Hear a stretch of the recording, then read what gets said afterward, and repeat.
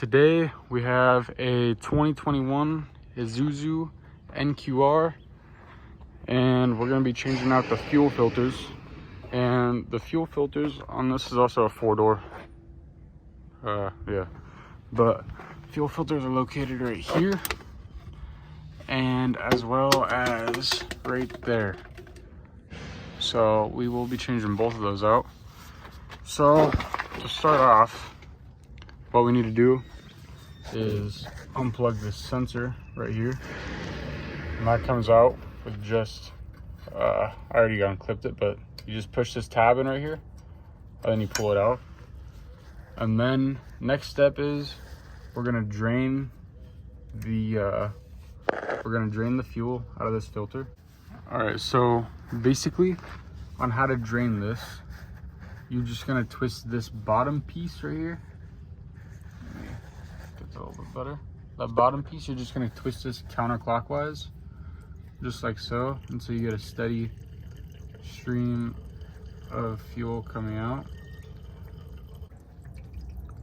I had to upgrade the situation here because these water bottles are not working out, but I wasn't expecting that much fuel to be coming out. But on to the next step. So you're gonna want to, let me get my phone on here. You're gonna have to loosen this white cap right here, and you just do that by turning that counterclockwise. I just got some channel locks right here, but so you're just gonna get it on it just like that, and get a good grip, and then just spin it off counterclockwise. It's not too hard, and it's just plastic, so you want to be pretty careful with this. This guy off. Nice. That was good. I'm glad I got that on camera. All in the bucket too. Well, kind of, but yeah. So now what we're gonna do is take off the filter, and you gotta do that by getting a filter wrench, turning it counterclockwise. I'll update you when I get mine loose. Okay, I got mine loose, so you're just gonna want to spin her off just like an oil filter and try to catch as much diesel as you can. Otherwise, you're gonna have a mess like me, and definitely gonna need a pressure wash after.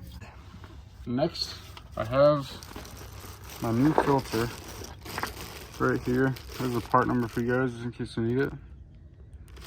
It's Wix.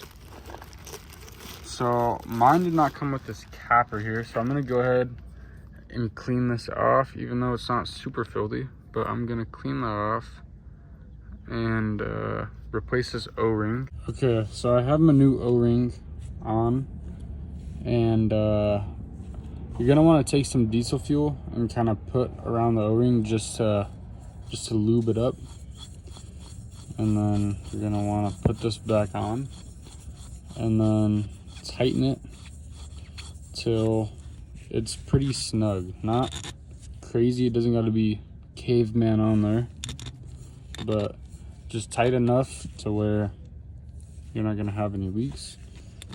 And it's feeling like it's nice. All right, I got my filter filled up with diesel, and I got this kind of snug.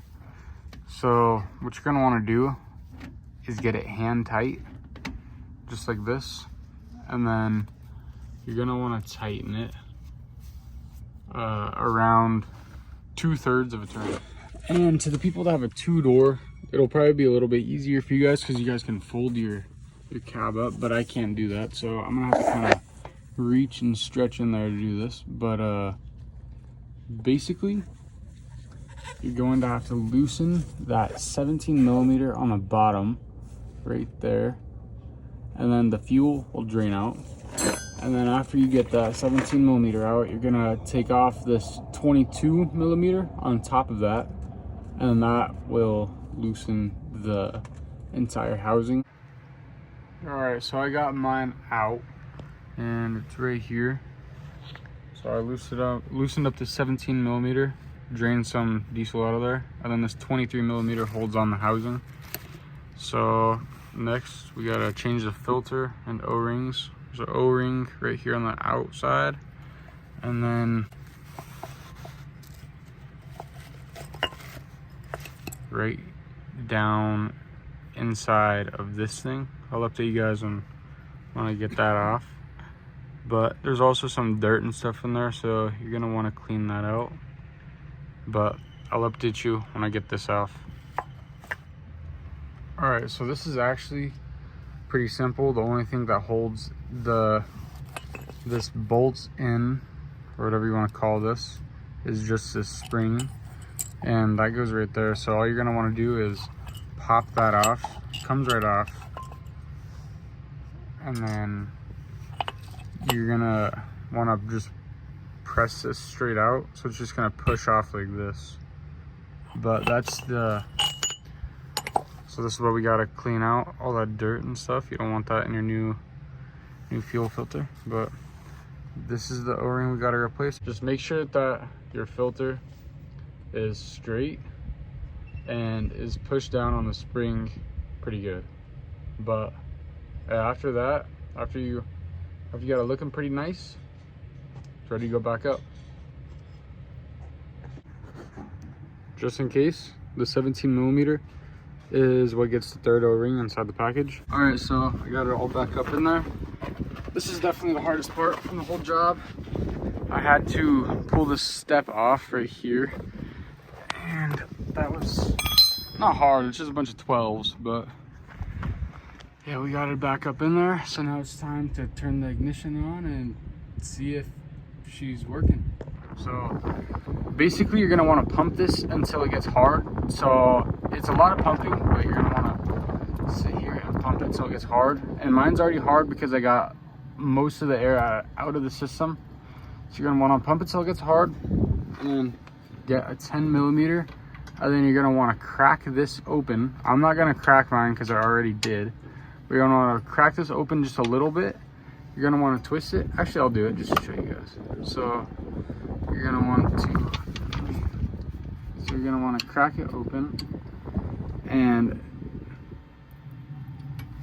you can pump it, and straight fuel is going to be running out and not air bubbles. I had a lot of air bubbles at first, so that's how you get the air out of the system. But what you're gonna want to do, this is the most crucial part, you don't got to get that too tight, just nice and snug. It's a lot of pumping on this, so you're gonna want to get it pretty hard, to the point where it's pretty hard to push down, and it takes a long time and a lot of effort, but you just got to keep pumping. You just got to pump, that's all. So yeah, once you do that, get it nice and hard, try to fire it up, and if it doesn't start, you're gonna have to keep bleeding and keep getting the air out of the system. But yeah, I'm gonna fire mine up right now. So I got mine fired up and started. Just make sure AC was off, but everything looks good. There's no leaks so far.